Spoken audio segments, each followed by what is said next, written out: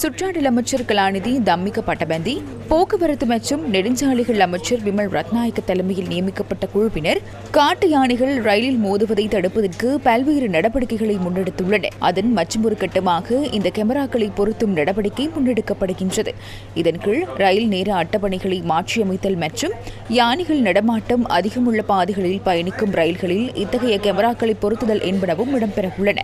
இதற்கமைய குறித்த கேமரா தொகுதிகளை ரயில்களில் பொருத்தும் பணி தெமட்டகுட ரயில் நிலையத்தில் நேற்று ஆரம்பிக்கப்பட்டது. இந்த கேமரா தொகுதிகள் பொருத்தப்பட்டமையை தொடர்ந்து எதிர்வரும் ஒரு வார காலத்துக்கு அதன் வெற்றியை பரிசோதிக்க தீர்மானிக்கப்பட்டுள்ளது.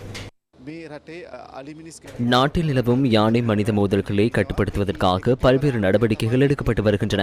அதன் ஒரு கட்டமாகவே ரயில்களில் கேமராக்கள் மற்றும் வெப்ப உணர் கேமராக்களை பொறுத்து பல பரிசோதனைகள் முன்னெடுக்கப்பட்டன.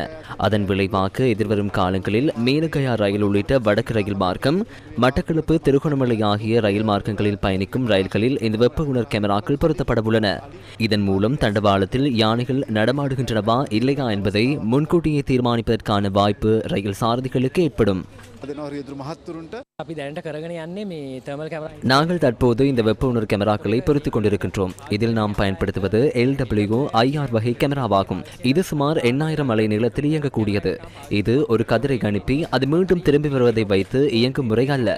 மாறாக வெளியில் உள்ள ஒரு பொருளின் வெப்ப சமிஞ்சையை, அதாவது உடலின் வெப்பநிலையை நேரடியாக கண்டறியும் முறையாகும். இந்த கேமராக்களை பொருத்துதல் மற்றும் அதன் பாதுகாப்பு கவசங்களை அமைத்தல் போன்ற பணிகளை உள்ளடக்கிய இந்த முதற்கட்ட பரிசோதனையை ஒரு வார காலத்துக்குள் நிறைவு செய்ய நாங்கள் எதிர்பார்க்கின்றோம்.